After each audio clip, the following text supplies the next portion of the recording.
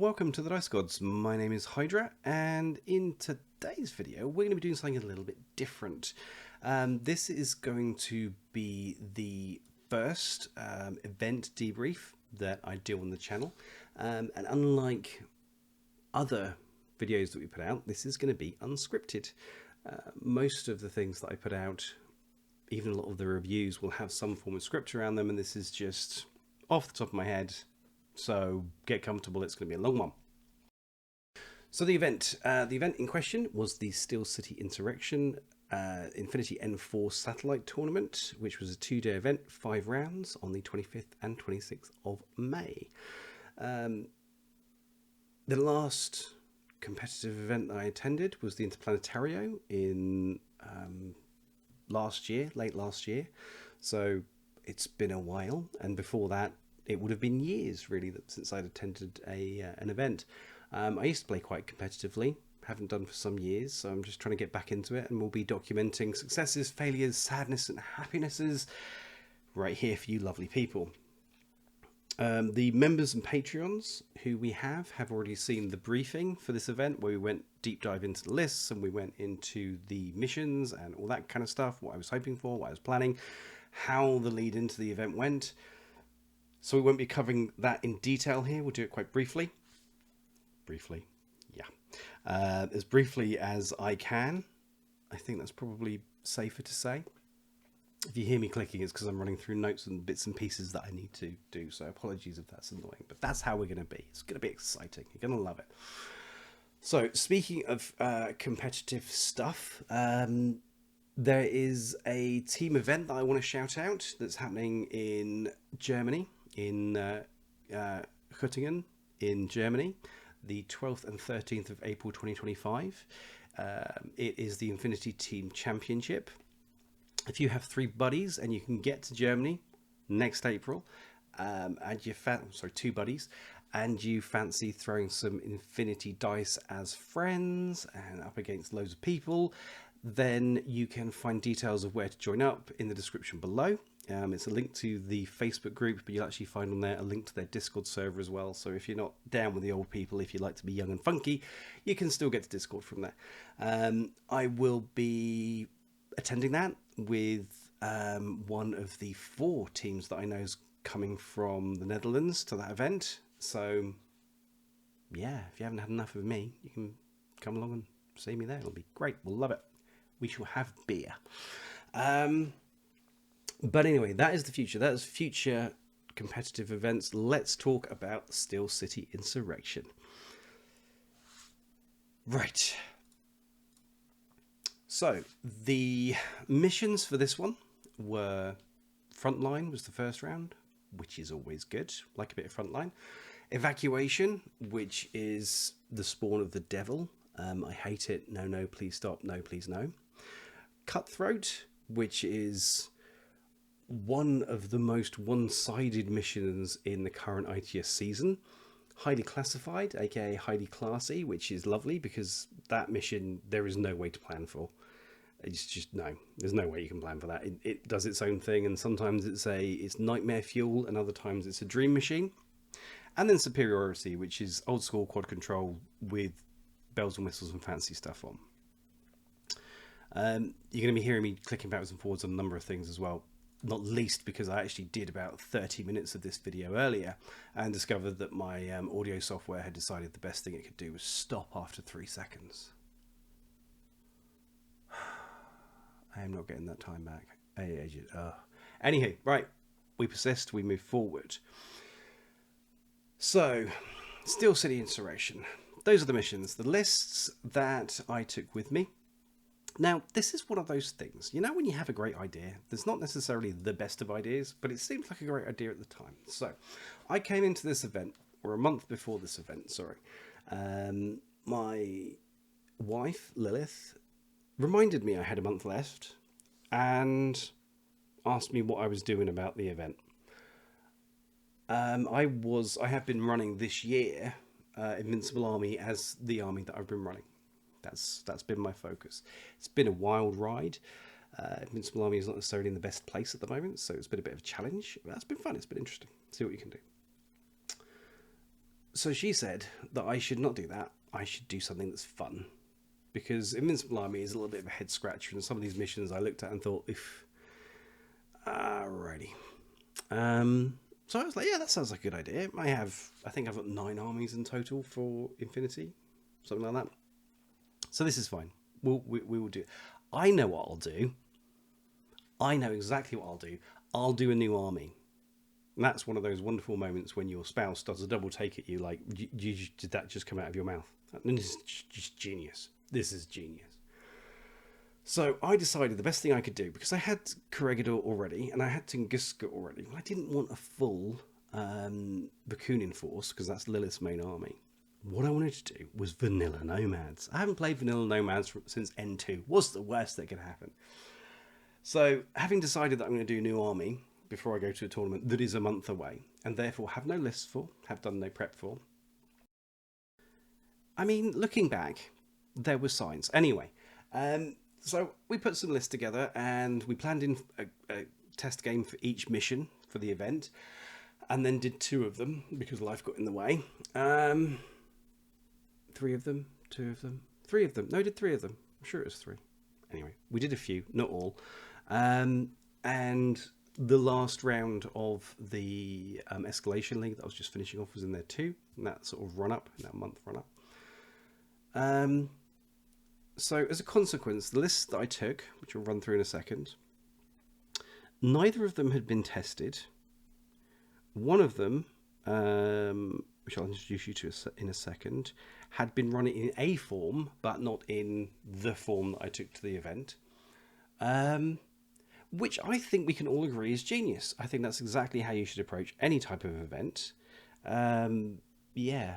I mean, it's worth saying as well, this is a satellite event, so this is kind of, if you win this, you get a ticket to go to the Interplanetario in Spain in the next time it's run, which will be 2025. So it's kind of, people are bringing their A game. This is, we're having fun, but we're doing proper stuff. So I'm coming up with a list that perfect sense.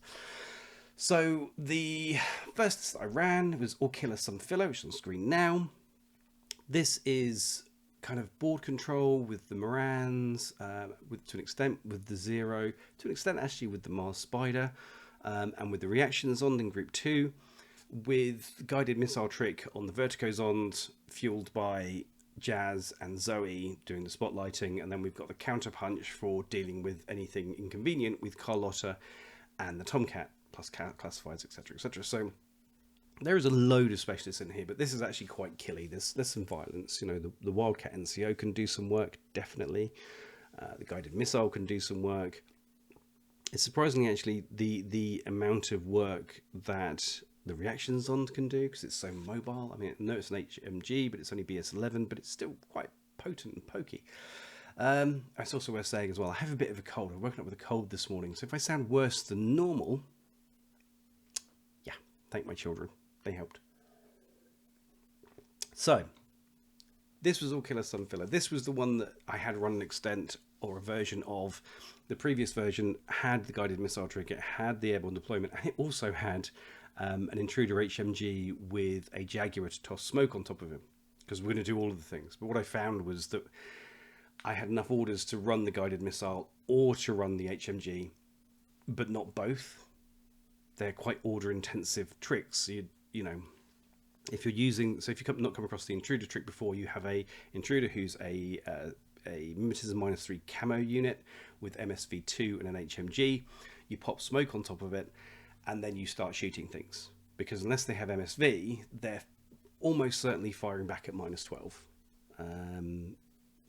which is just hilarious.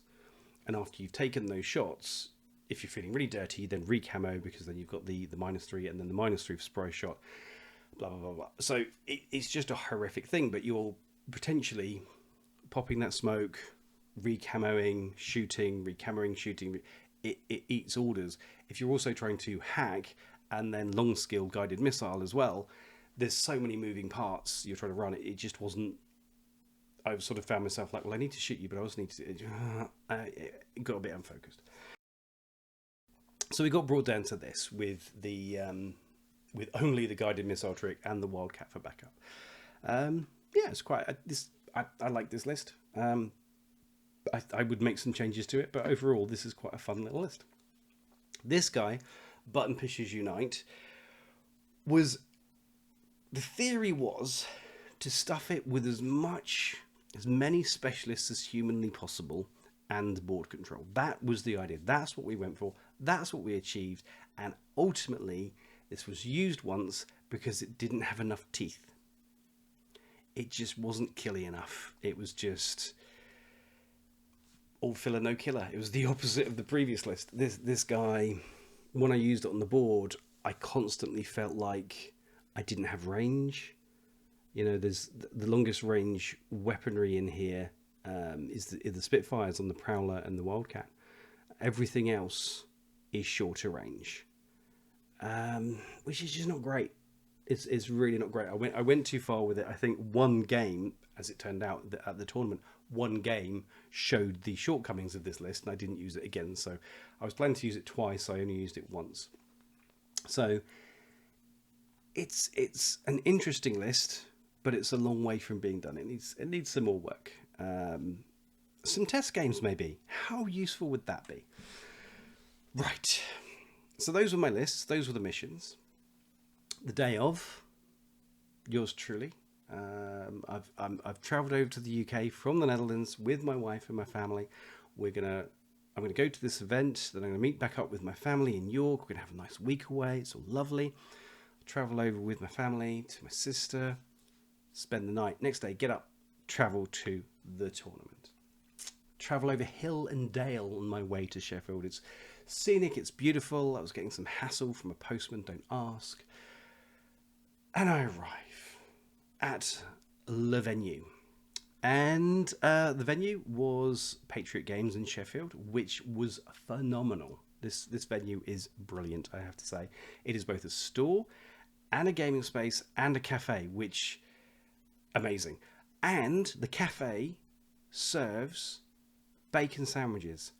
That should have been on the marketing. Mistakes were made that it wasn't. That should have been on the marketing. Simply genius, simply phenomenal, and they know how to cook bacon. Not as easy as you think.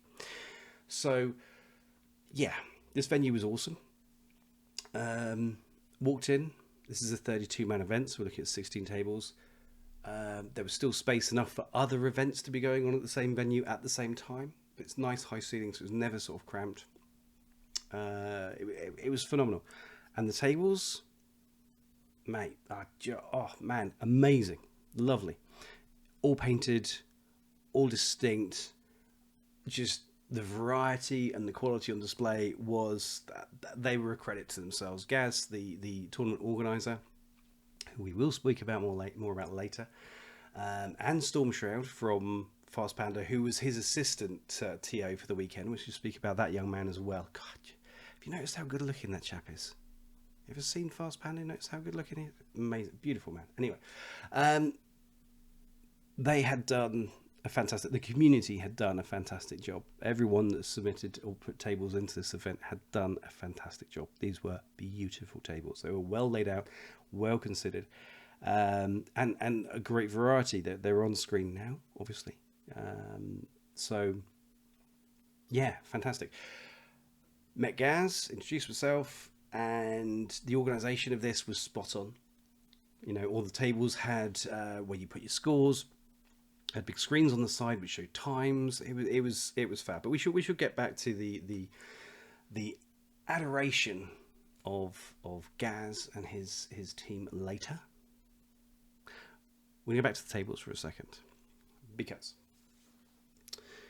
one thing that Infinity has that we don't use enough is terrain rules, and the ability to put specific terrain rules into a game to spin things up. Now, Gaz and his team had done that. On screen now, we have my first table, which will forever be the Jurassic Park table. I don't care that it's the Vruna Mega East Resort. It's not. It's the Jurassic Park table. This has, if you look at the bottom, a whole set of rules associated with the different elements on the table, adding variety, adding interest. Now, we have all played on several hundred different types of Special City number 5 with boxes which are just buildings which you can stand on and shoot out of, or, you know, You don't even walk into them. You just walk over them, round them, through them, whatever. They didn't do that. That's still City Insurrection 2024. We had about half the tables had these unique and distinct rules associated with them, which was cool. It was really good to see those rules. However, therein lies one of my first problems. It was about half the tables that had these rules, not all of them. And for me as a player, that then meant there was an extra element that I had to take into account and play through in my tournament game. Having never played on these tables before, it did slow me down. There was a lot more thinking. I mean, you can see here, like with the fencing that runs through the middle of that table, you see the grey line that runs through, that's all fencing. There's mouse holes underneath it. There is a breach that you can move through and you can decharge it. It's a saturation zone, blah, blah, blah, blah, blah. The problem here is that I spent a lot of my first turn jumping backwards and forwards, being like, so, hang on, this is a, all right, so this is a, right, so this is a, right. It became an element inside of the game that I was then having to think about, that then meant that I wasn't playing as fast as I normally would, because I'm like, right, can I shoot through that? Is that, what difference does this make? You know, the number 3 that you can see marked on the screen there is elephant grass, so bottom of the photograph. That's a zero visibility smoke. Zero visibility zone. It's smoke, 40 millimeters high. Okay, so you can shoot into it and out of it, but never through. Right. So that's, I've got to remember that if I stand on it, I can get right. Cool. That led to throw me off. It slowed me down. But also, my first opponent had played on these tables repeatedly, and that put me. Psychologically, I'm at a disadvantage. You know what you're looking at when you see this table. I don't. Okay. I love the idea. I do love the idea. But I'm not sure whether I will. In fact, I know I won't implement it in the same way. What Gaz has done has inspired me that I will be running terrain rules in future events that I run, but I think they will be applied universally. So all of the tables have this effect for this game round, all of the tables have this effect for this game round, and keep it simple and to the point, or have elements that are standard on all tables at all times. There are enough elements that come in. I think the first game that we played with Frontline had the beast things that you had to put down on the table that you couldn't walk into the zone of. So little markers as part of the Frontline mission. That's enough to remember without then throwing more stuff into it. So I think the fact that only half the tables had it, and the fact that they were different per table when those terrain rules were applied, did add a complexity which was a bit jarring and a bit distracting for me as a player on the day.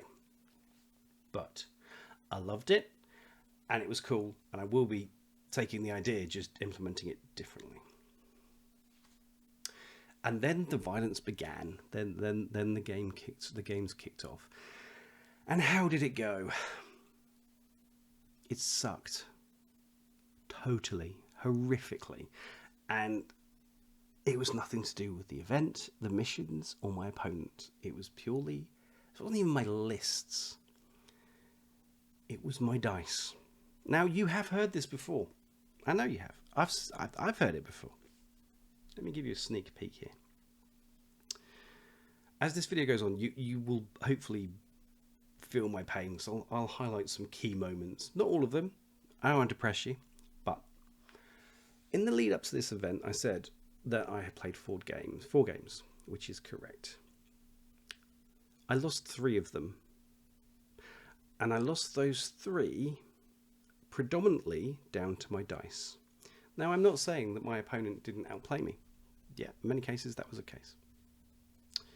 I'm not saying that, this is nothing derogatory about them. This is also not me saying that I didn't make mistakes. As we'll talk about in the games, there were points where I did make mistakes. But in one of the games in the lead up to the event, I was playing my good friend Gio from Mean Green Minis and his Varuna. And I moved up Pywell into range of his Swallows Mark II tag. Beautiful Swallows Mark II. And I hacked it. I total controlled it. With whip 15 on Zoe doing the total control of that tag, it took me 6 orders to succeed. Now, he didn't beat me on the whip. I failed whip 15. And the only time I succeeded, before the 6th, when I actually did land it and he did fail his save, the only time I succeeded prior to that, he saved it. Then, now this tag is under my control, and in amongst his own troops, so it's time to do a violence, I take Gio's tag and I run rampant with 5 orders, I think it was, through his infantry. And at the end of those 5 orders, I have succeeded in causing 2 wounds in total to 2 different heavy infantry. So I've killed nothing. I'm out of orders. And yeah, that was how my dice was. I was throwing more dice, just couldn't get the kill. I either didn't get the hits. If I did get the hits, he made the saves. Or if I did a couple of instances, I got the hits and he critted. Fine. That's how all of the games went in the lead up to this event. The only one that I won was my last Escalation League game, and that is because partway through turn 1 I could see what the dice were doing, so I started using templates and spent the entire game putting down templates. As soon as I did that, problem solved, because even if my guy died, I'd put the templates down. Their guy died too. It was fine. So that is how I came into this event, and my dice decided that the best thing they could do was, on their very best day, which was on day 2, rolling their very, very hottest, they rolled in a way that felt a bit below average. Other points, it was horrific. There was a point, and we'll come back to it in a minute, where an opponent allowed me to do 2 unopposed AROs because they knew I'd failed the dice rolls. And did. And there's nothing you can do in that situation. Did I get salty? I did. I tilted. And it was very difficult to try and put a brave face on. But we'll come back to that. We'll save that fun for in a minute. Let's go through the rounds. Right. Round 1. Frontline versus Declan, aka Russian Hamster. Hammy to his friends. Frontline needs 4 classifieds. We had Data Scan, Doctor of the HVT, Net Undermine, and something else I forget. Now, Declan was running Invincible Army, which, as I've said, I know very well. He was running a Shang-Chi Invincible Pain Train with Shang-Jesus with the APHMG and a missile launcher. There was a sniper in there, I think a Hideout and a Hideout Killer Hacker and someone else, I think boarding shotgun Shang-Chi, I think. There was a Mowang Spitfire, I think, in there too, and Bixie was running around. It was proper heavy Invincible Army. I lost the LT roll. I was going second. Standard. Fine. No problems. He moved up. He did some violence. He took out some of my orders in the first turn. But he was now in striking distance. This is fine. This is where I want you. In my face. Let's do some violence. And I was using All Killer No Filler, so... All Killer Some Filler. So I had the guided missile shenanigans to do here. So in my turn, I took 6 dice to spotlight 1 enemy miniature, and then took 6 orders to spotlight 1 enemy miniature, and then 3 orders to land a guided missile on a 19.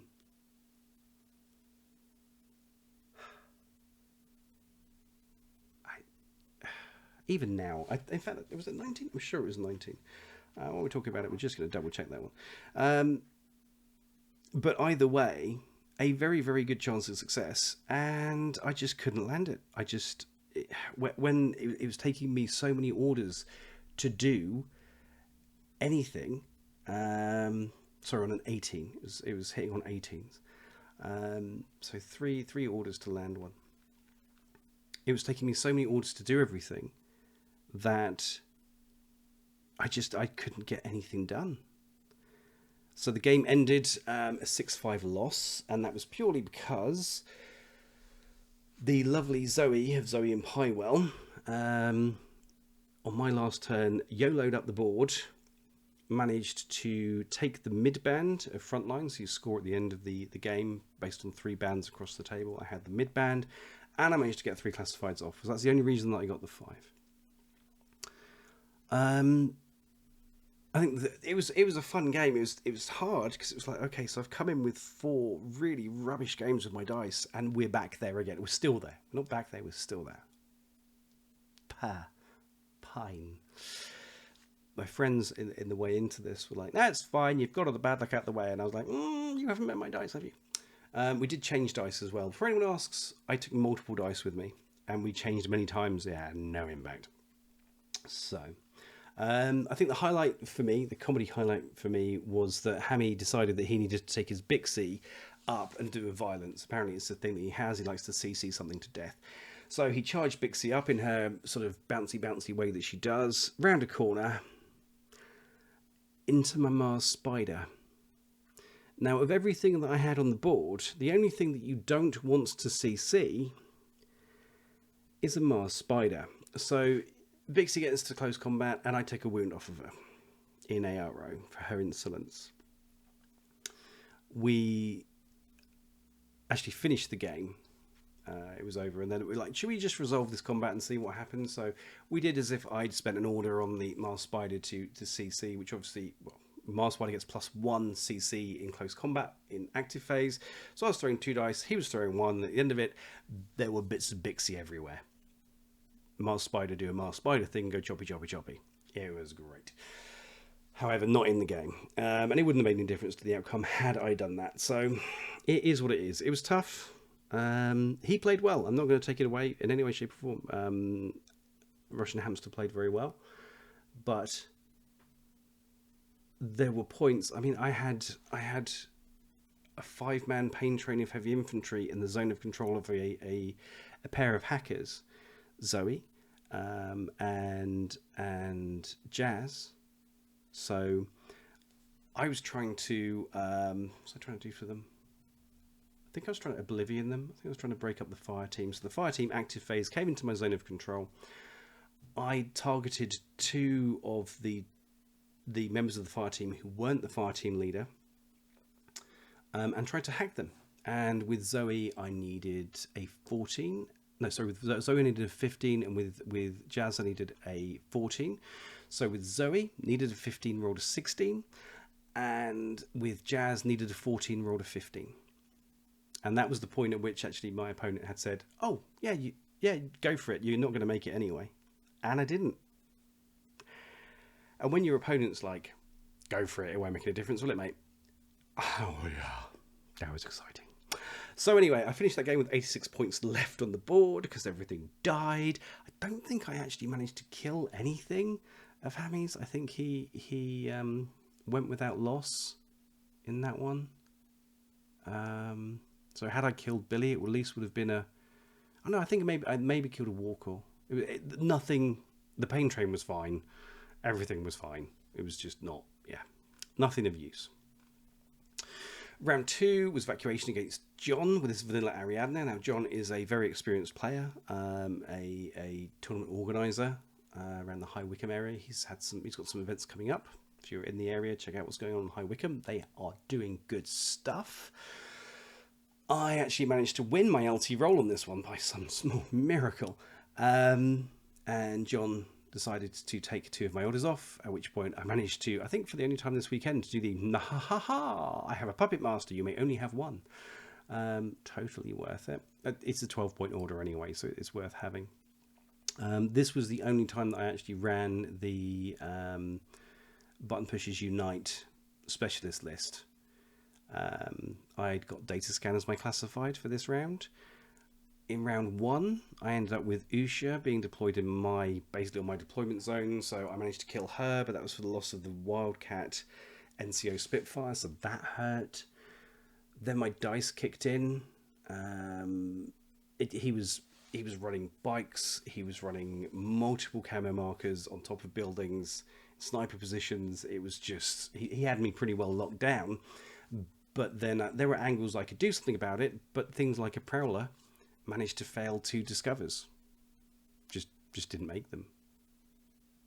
Which was, yeah, I think they were unopposed from memory. They were unopposed checks, and they just decided not to. That was pretty much how a lot of this went. It was kind of, if I had to make multiple rolls to save, for example, I would pass all of them but 1 and go unconscious. You're like, that's frustrating. If I was shooting, I'd fail all of them but 1. You're like, okay, that's save, right. It was just one of those games where not quite consistently all the way through.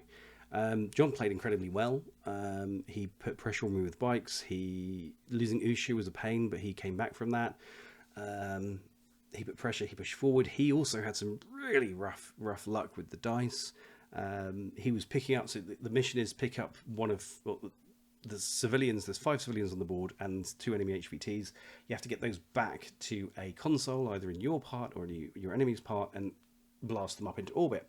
He was getting them back to the console and then failing the rolls.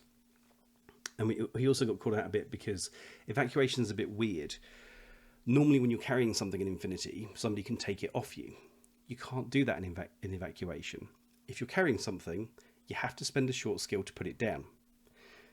So he had guys in a room trying to evacuate people in Group 1, ran out of orders in Group 1 having not succeeded, took a guy over from Group 2 to pick the Civvy or the HVT up, and couldn't, because the guy from Group 1 who no longer had any orders hadn't spent a skill to put the person down. It's one of those wonderful nuances of some Corvus Belli missions. Anyway, the highlight for me was Carlotta. Carlotta Kowalski, she came in just outside the deployment zone, gunned down, I think, 3 of his miniatures in 1 turn. I actually got some pretty average dice there. She was in a pretty strong position, but then he deployed to counter her so that I couldn't move out without engaging some tough troops. And at this point, I was already feeling the downside of my dice, so I wasn't feeling brave. So I wasn't going to be doing that one. Anyway, so I ended up with a 5-2 loss. I got my classified and a single civvy out, whereas John got his classified, one of my HVTs, and 2 civvies out. So, yeah, it was a pretty tough loss. But there we were.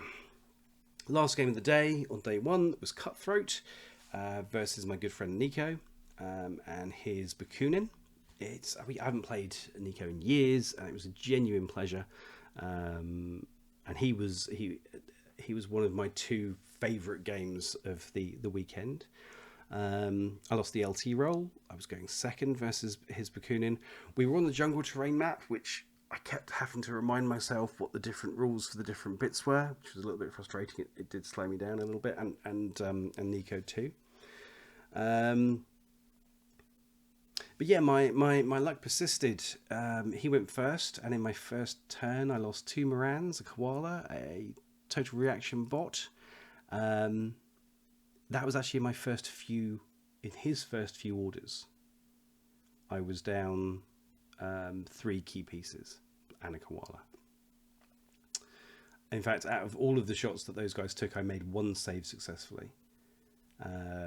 In response, because he was attacking me from inside of my zone of control of my Morans, I was hacking through and failed them.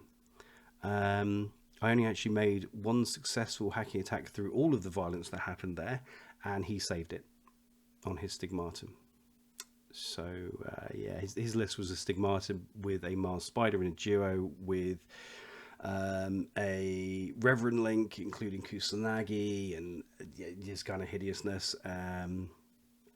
There was the Meteor Zond in there and some other bits and pieces. It was not a friendly list. But actually, I should have been able to deal with it, but I just couldn't make the dice rolls. In my turn, I actually managed, through way too many orders, to use my killer hacker to hack his Stigmatan to death, knocked it to unconscious. I then managed to forward observe the Mars Spider that was stood next to the Stigmatan, and managed, I think after 2 orders, to get a guided missile on its head, which also finished off the Stigmatan. So that was good. That was a high point. But then he swung round my flank and took out my guided missile and took out Pywell and kept coming and coming and coming. By the end of the game, I only had Carlotta and a 0 left. Now the thing about Cutthroat is it's very one-sided. The only thing that you score for on Cutthroat is killing. That's the only way to get points. So I think it was 10-0 because you have to kill more points, kill more lieutenants, kill the Keops, and kill more Keops. He had done all of that, so I think it was 10-0. I think he 10-0'd me, which was that hurt. That did hurt, but it was very swingy for everybody because of the way the points are made up. Normally you get points for surviving. I wouldn't have got points for surviving, I had nothing left, but normally you get points for surviving or for having killed something. I just didn't. I just didn't. That was that, really. I think on day 1 as well, I was pretty much devoid of crits, as other people were having. Actually, the only crits that I made were when I was dodging out of line of sight of someone. So they moved into my zone of control and I dodged at -3 and I would succeed and hit a crit. And you're just like, well, I don't need that now. That's of no use whatsoever because I've just dodged to change position, change facing, whatever. I'm not doing anything useful. Is what it is. So that was day 1. We then trotted off to lots of beer and some incredibly tasty burgers with brisket on top. At the bar at the end of the street from the venue. So much shenanigans was had, many beers, much fun, got to chat with the guys, had a great chat with the guys from Fast Panda, chatted to them actually throughout much of the day. It was lovely to meet the Claw, and lovely to meet Storm Shred himself as well. It was good to actually meet them face to face. So it was fun. It was a good night. I actually met some players from the Netherlands who are from the sort of Midlands North. I'm from the south where I'm staying. I live in the south.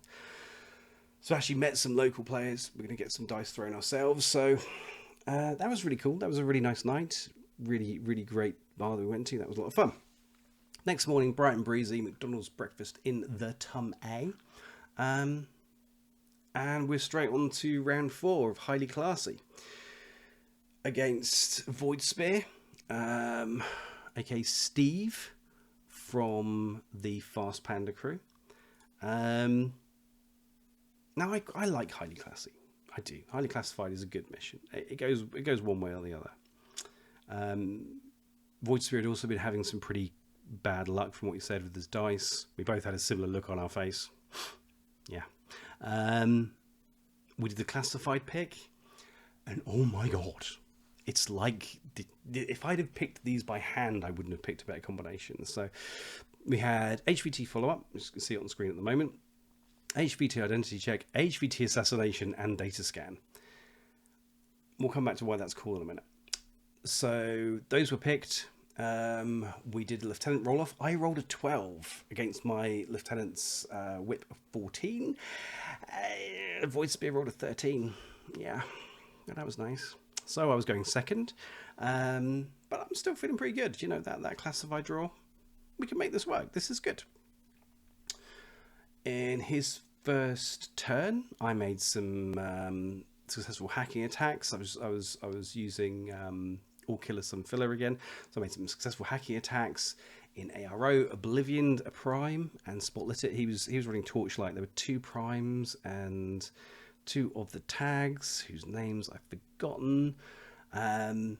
All kinds of mischief in there. It was a pretty filthy list, but actually it didn't really faze me. I looked at it and thought, okay, well I can hack this and I can nuke this. This is fine, not a problem. So yeah, in his first turn, I did 2 successful hacking attacks in ARO, Oblivion to Prime and Spotlit it. In my phase, I then stuck a missile on the Prime's head, and he'd actually moved a Doctor up next to the Prime, or just away from the Prime, but of course you don't have to put the template on the target, so I put it next to, caught the Doctor, nuked the Doctor and the Prime in 1 missile, which was just great. I, in my first turn, brought on my Wildcat Doctor just at the edge of his deployment, just behind a Kappa who tried to turn around, failed, then got gunned down. I then climbed a box, got guns onto his Wave Rider, which was his only hacker, gunned that down so he then couldn't complete the 4th classified mission with data scan, could no longer do that. He'd shot up my Total Reaction HMG. I walked on Carlotta next to it, which was dumb, but I walked on Carlotta next to it, healed it back up, which was great, then left Carlotta stood next to it. Now I had Zoe near the Total Reaction HMG, and she has a burst 2 gizmo kit, so I could have just burst 2'd it, but I was like, no, I want to make sure it survives. Dumb. So dumb. So I left Carlotta stood next to the Total Reaction HMG. In his next turn, one of the first things that he did is fire a missile into the Total Reaction bot. I whiffed my rolls, as was standard. He was whiffing a few, I was whiffing a lot. The missile landed, took out the remote, took out Carlotta too. It was not my happy face.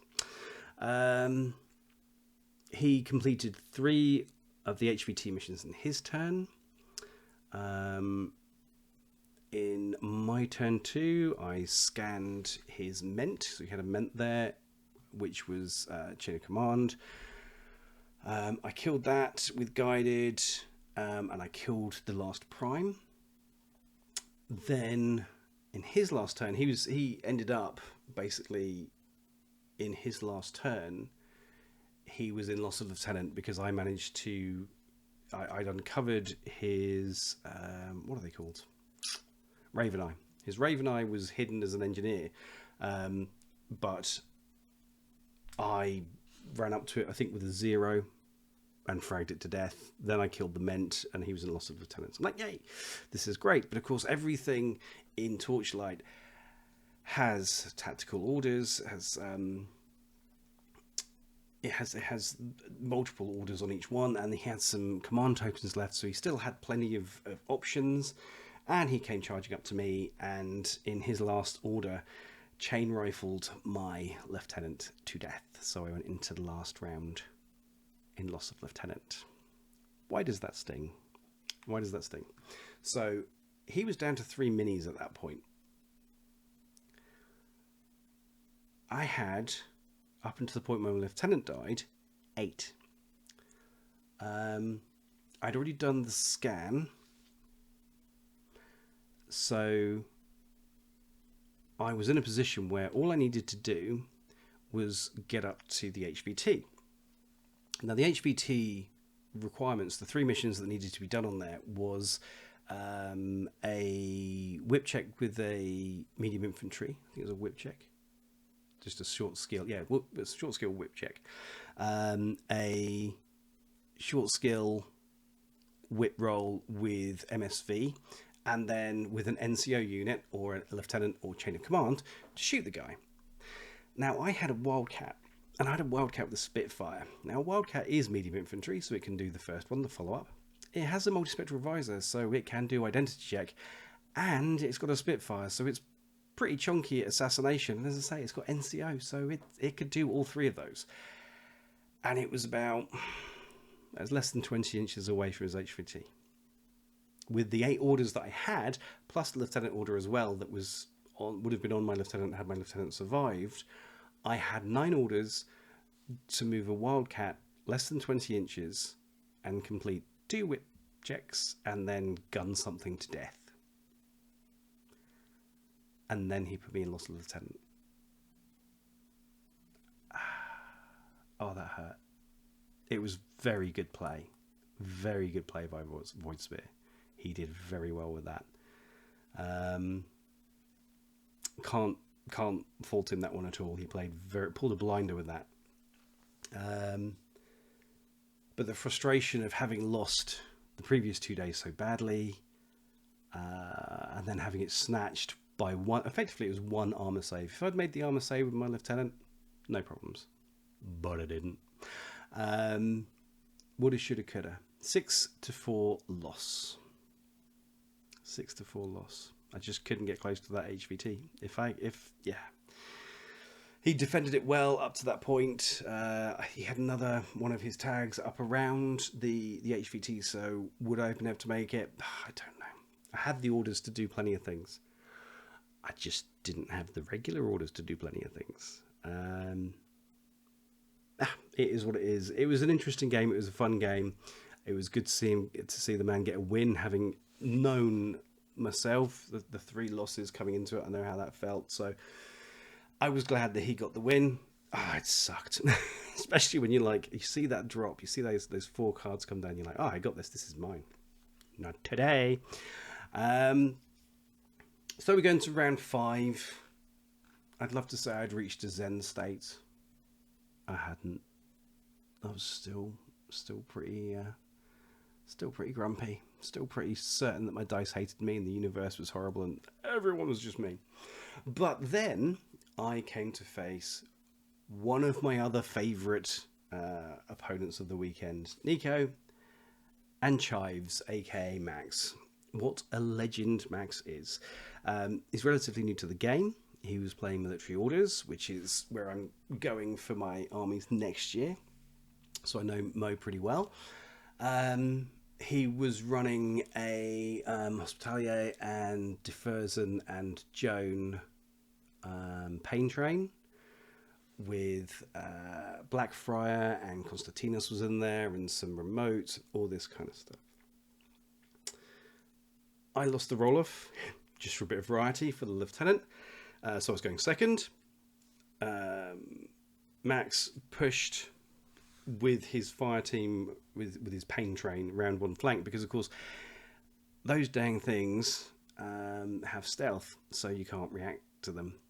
I managed to put some pain down though. My 0 killer hacker popped out of camo and managed to stick some wounds on Defersen. Defersen got taken down, then Defersen got back up again. I then had my turn. I repositioned, put some pain down, and I forgot the superiority is scored at the end of the round. So come the end of the round, I haven't bothered with the quarters. I've just sort of tried to shoot stuff and tried to position myself for a later push. So Max wins the 2 quarters on turn 1. Turn 2, there was more pushing, more pressure from Max. I got lucky. He got unlucky. There was some back and forth. It was pretty intense combat, to be honest with you. In my turn 2, Carlotta came in from the back edge. She went on a little bit of a mini rampage, took out 2 remotes and I think an engineer. Yeah, an engineer. So that was an unpleasant surprise for Max.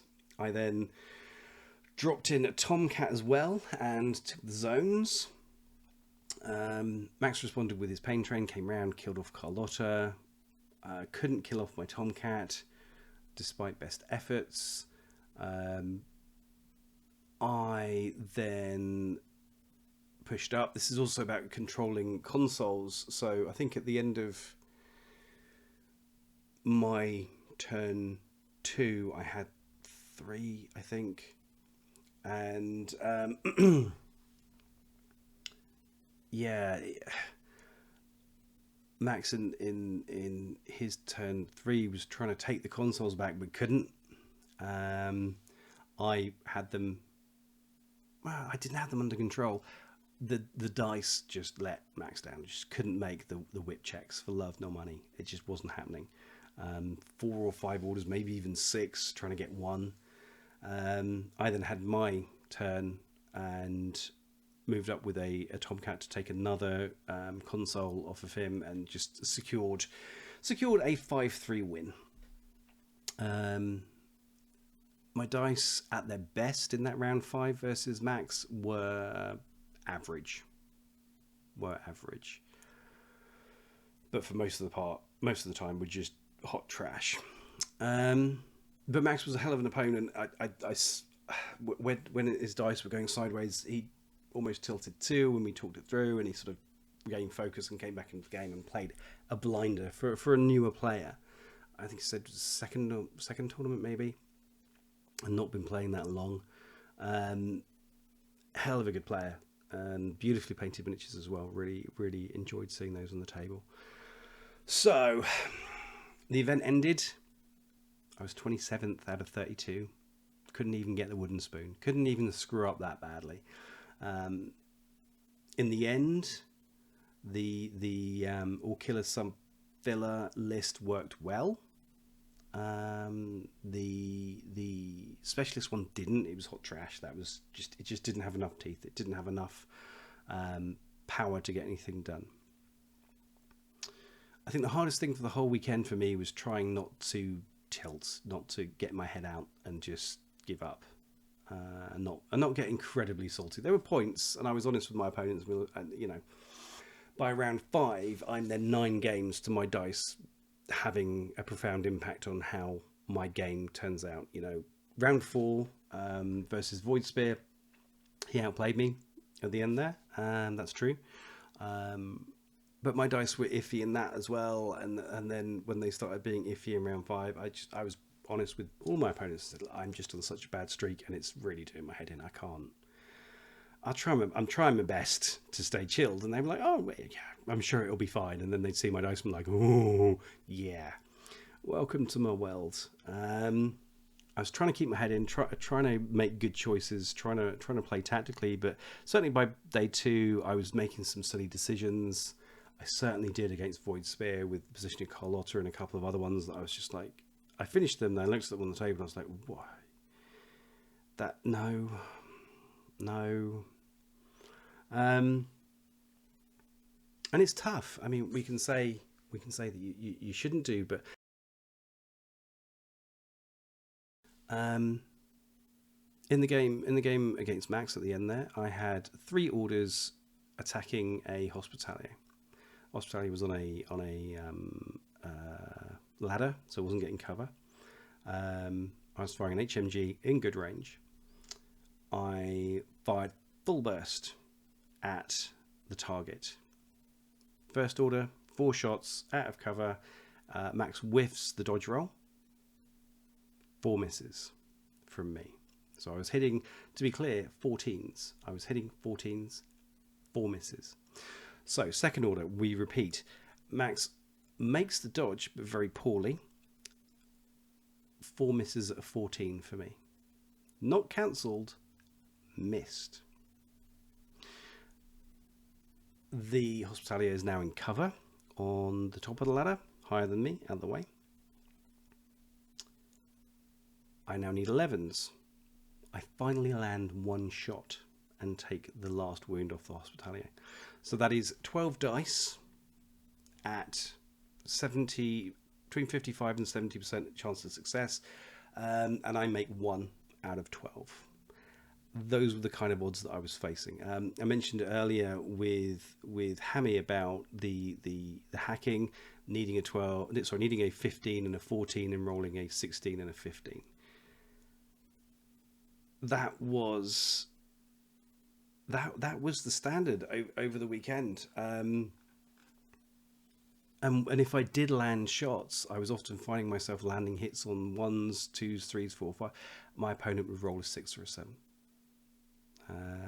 It was crazy, and that has been those last 9 games. That has been how it's been consistently, and it's really hard in those moments to just be like, "Oh, this is fun," because it's not. I'm not making tactical mistakes here. I'm not doing anything wrong. My list wasn't great for the second game, so I didn't use it again. My list, the All Killer, it's a solid list. I think it's a lot of fun. which is what I was looking for. But I just couldn't make the dice rolls, and it's really difficult. Your focus goes, and in those moments, you sort of feel it's pointless. This is my hobby. This is supposed to be fun. The stress builds up, and you're like, oh.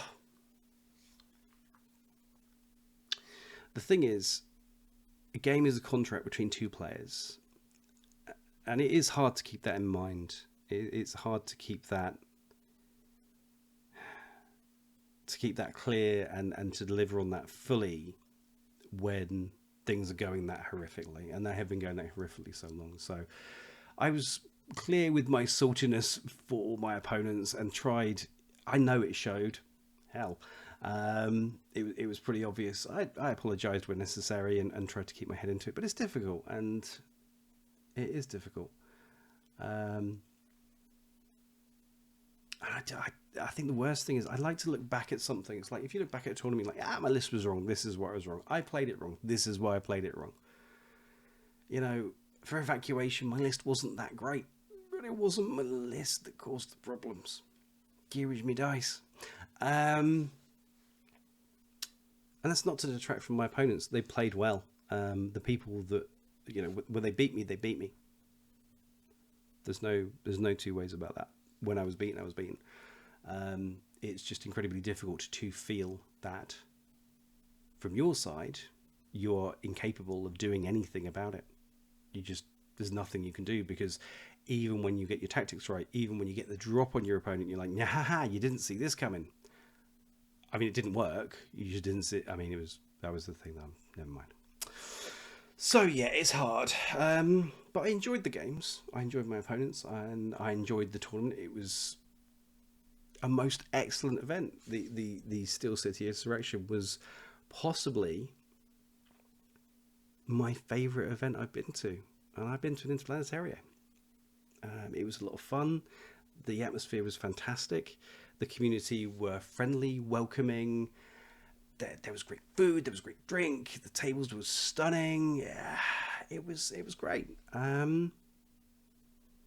Which is why it's worth now actually singling out the tournament team. Storm Shroud, my little good luck charm. There were points where I insisted that he stayed at the table while I rolled, because I made like 1 or 2 rolls while he was there. So I was like, you do not move. And then my dice would go, so get away from me, never come back. Keep him mean. Treat him mean, keep him keen. And then we have, he was a great support TO. He was always happy to listen, lament, give you a shoulder to cry on, but also like with answers and all the rest of it. The TO team were always there. They were not intrusive. And then we come to Gaz, the TO. If you are contemplating running an event, I would recommend attending one of Gaz's events and seeing how it should be done. He was relentlessly cheerful, welcoming, sympathetic, friendly, and everything a TO should be. He was available when needed, invisible when not. The answers that he had were clear, quick, decisive. It is everything that a TO should be, and so much more.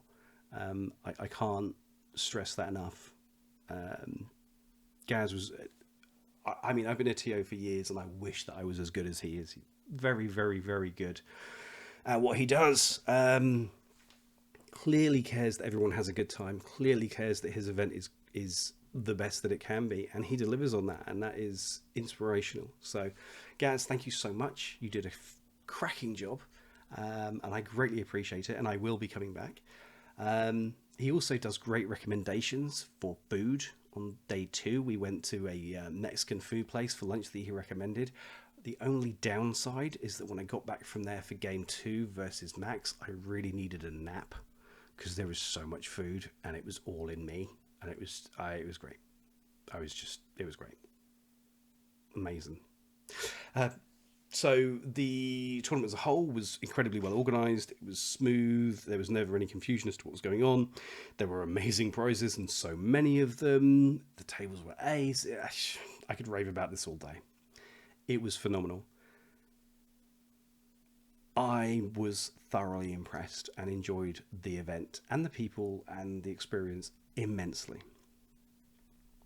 And for me in the game, that was rough. I did make mistakes. None that should have cost me the game.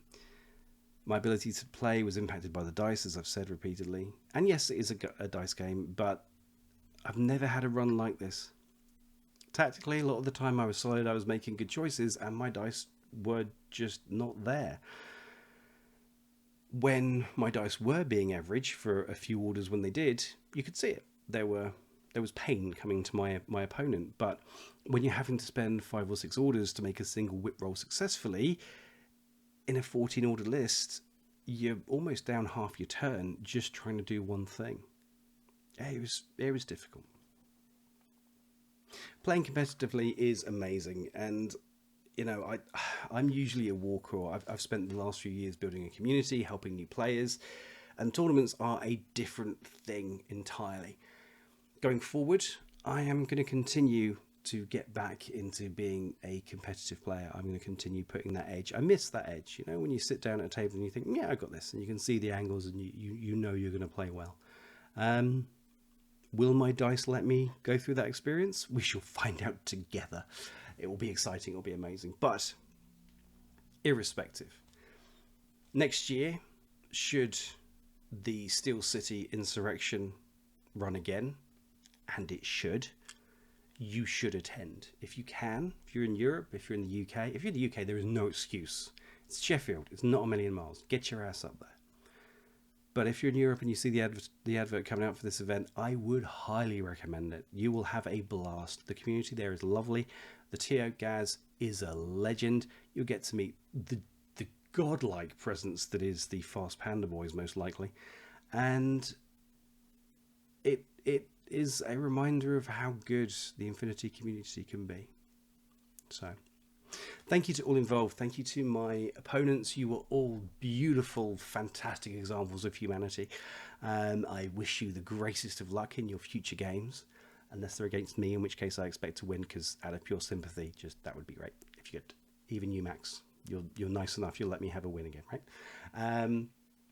But it was great. I look forward to the next one. Hopefully next time I'll have some dice that will work. My God. So tell me, how do you deal when your dice hate you? Give me ideas in the comments. And do you have any rituals that improve the quality of your dice? A friend of mine recommended putting them in a box and keeping them in the dark for several weeks until your next game, just to teach them a lesson, little bit of torture. Not necessarily sure I'm up to that, although I was thinking seriously about microwaving mine at one point. So if you have any better ideas, do let me know. If you were at the Steel City event, let us know how it was for you in the comments, and let me know whether you're okay with me being a rambling, random, unscripted mess on audio for you all, whether you enjoyed this, whether there's something you want to hear more of. Let me know in the comments below. Thank you all if you made it this far. Please don't forget to consider becoming a member. We have great stuff, other videos. It's amazing. Trust me, you'll love it.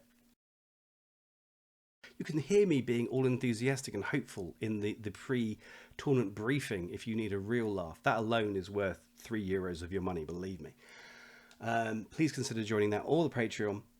Failing that, please subscribe, like, give us a comment. Thank you for staying this long. It's been emotional, and yeah, I will see you all again soon. Thanks a lot.